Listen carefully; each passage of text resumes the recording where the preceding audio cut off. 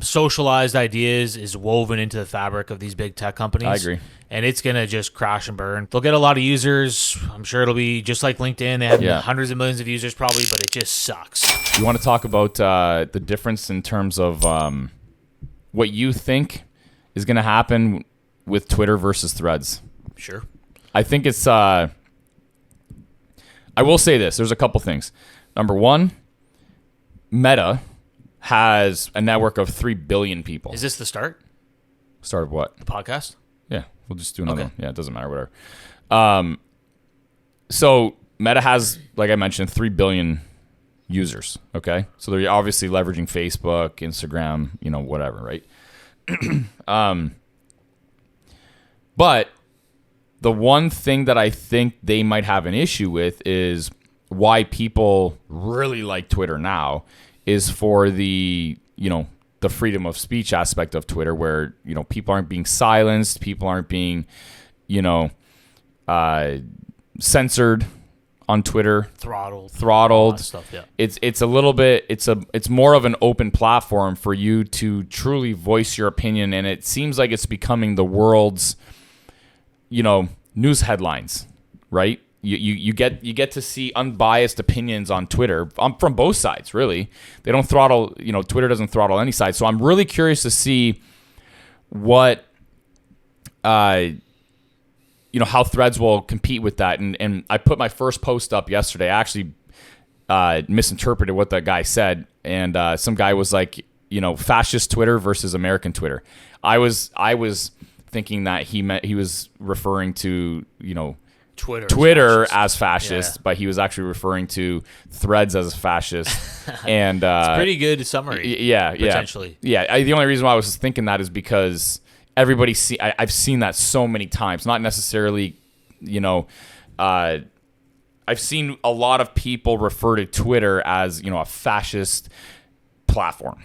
Right. So I was assuming that guy was coming from that angle, but no, he was coming from the other angle. So it was really interesting to see.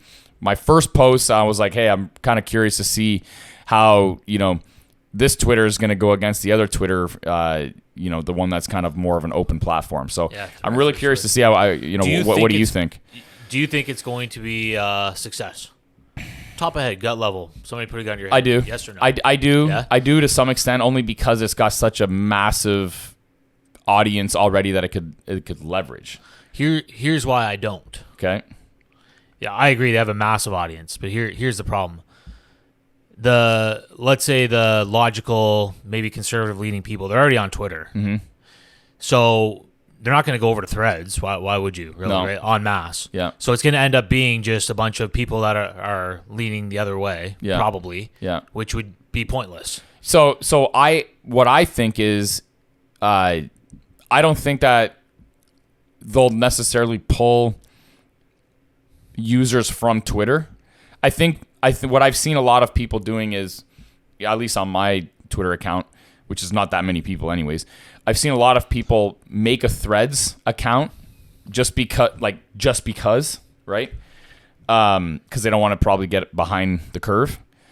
And I think it's going to be, I think there's a lot of people that don't use Twitter. I just started, I've had my account forever, but I just started using Twitter, okay? And then I realized how awesome Twitter is. I really like Twitter.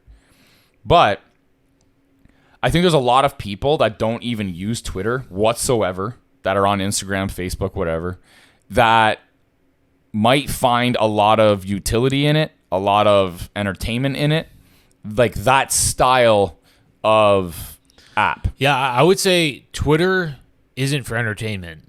Too much. It's man, a lot of it is. There's a lot of fucking people that just go on there and fucking read shit just to get entertained. Well, it's educational, I would put it. Like, I go on to Twitter for unbiased news from both sides. Mm-hmm. I go on to Twitter for information on the real estate market that's just kind of logical and data-based, whatever. Mm-hmm. Like, I'm not going on there to be entertained. I go on Instagram to be entertained. I go on TikTok.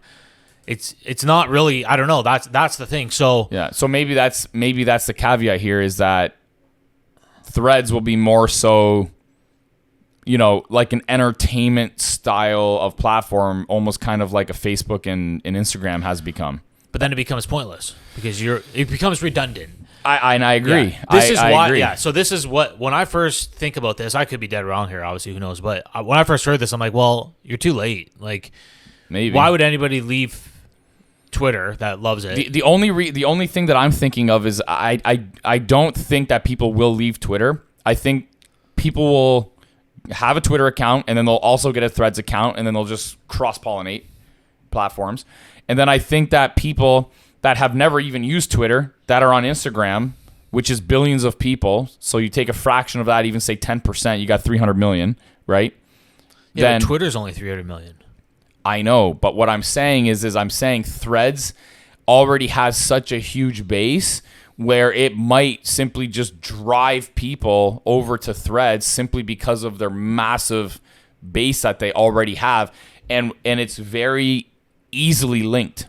Like, I'll give you an example. You know how I always screenshot Twitter, right? And then I throw it up on my stories on Instagram? Well, you don't have to do the same thing anymore. You don't have to do that. And you can share your tweet over to your your Instagram stories or whatever.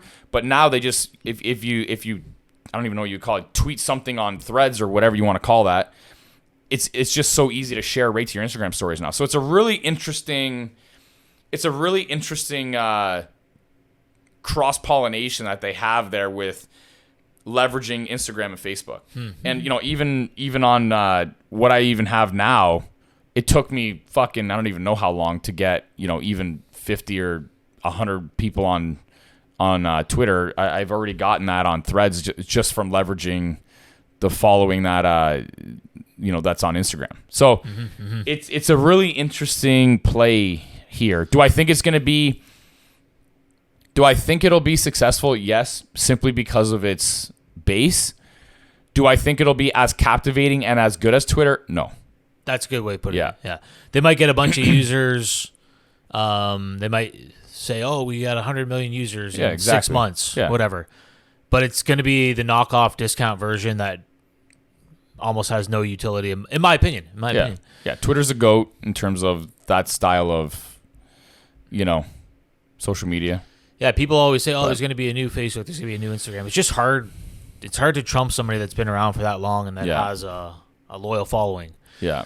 But they've got a ton of advantages, like you said. That's what I mean. Billions and billions of people. And there is something to be said for that. You can't discount that. Yeah, the reason there's so many people that are just asleep at the wheel. All they want is mindless entertainment. They don't want to think. Yeah. They don't want to get involved in political debates. They don't want to get involved. They don't want to know the CPI trend of inflation. Yeah. They just want to look at pictures. Yeah. And that's the 2.5 billion out of the 3 billion on Meta are mindless entertainment seekers. And that might be what makes that platform successful.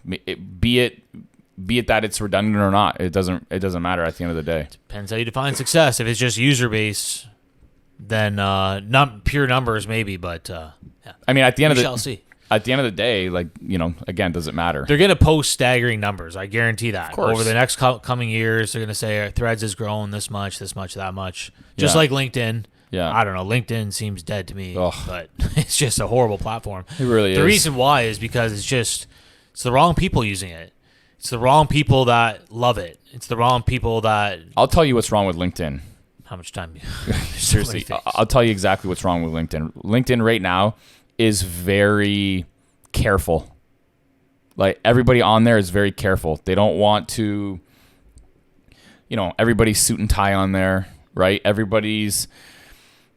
I can't say this or I can't say that. I can't be captivating because if I'm captivating, it might ruin my career or it might, it might put me in the wrong light. 100%. So you have to say what's Threads for, and then reverse engineer it. Threads is it's going to be for the left wing, the left mentality. That's fine. But what I'm saying is the other side won't come into play there. And I don't think that that's what they're going for necessarily. I don't think that if I was the owner of Threads or Meta or whatever, I wouldn't necessarily try to pull Twitter users. What I would try to do is I would try to leverage the base that I already have and make them realize how interesting a platform like that could be, right? Because there's a lot of people that just aren't on Twitter. Like, look at I just adopted Twitter a couple months ago.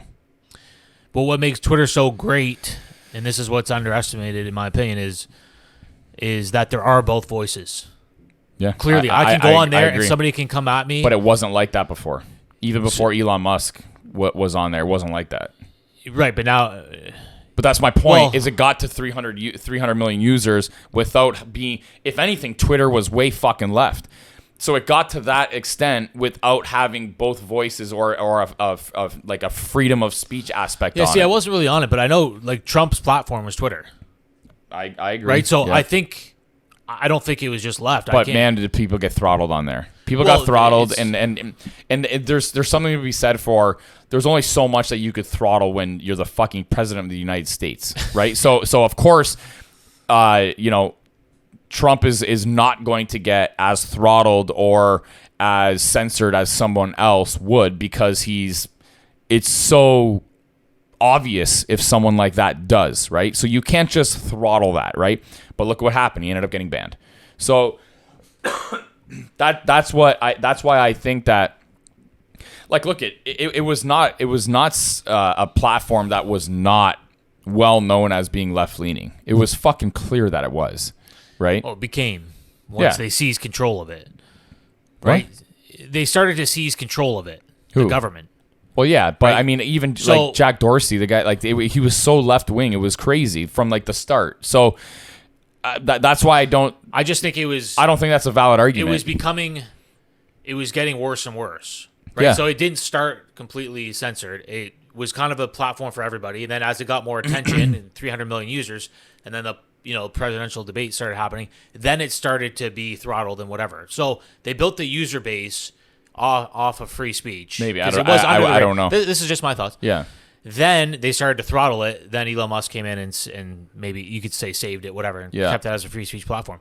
My problem is they're starting this from already freedom. Yeah. So I like, as a person that wants both sides of the view and wants free speech, maybe they will. I'm not going to go to Threads. I'm actually interested to see if they take the approach that it's going to be, in order to compete with Twitter, they're going to keep it a little bit more open. You get what I'm trying to say? I if I was a betting man, I would say no. The Twitter base, but I'd be interested to see. In general, in my opinion, hates the idea of not free speech. They hate the idea of Google, Facebook, Meta, censorship. That's what those companies represent. I don't know, dude. I've seen a lot of people that just don't fucking like what's going on Twitter in terms of, like, they want that throttle. You know what I mean? Yeah, but that's what makes Twitter great, is because you can have that debate. I know. So what I'm saying is, but will that demographic head over there, right? Our demographic won't. Yeah. So it's only going to be one-sided. For sure. It's going to be a pointless, worthless platform. Mm-hmm. Maybe it gets a lot of users. Like, listen, I don't think that Twitter will never not become town square. Like, I don't think that. Threads is, I don't think that Threads is going to take over Twitter in terms of being, the world's or social media's town square or whatever the fuck people call it. I don't think that that's going to happen. All I'm saying is I think that they're going to leverage their base that they already have, which is smart, and I would do the same thing. And at the end of the day, the only social media network that is probably pretty big that they can't really touch right now until Threads came up is Twitter. There's not really anything like it, so they come up with Twitter and see what's going to happen. I'm sure it probably isn't that big of a deal to them to just roll this out, especially the fact that it was so easy to just link everything together.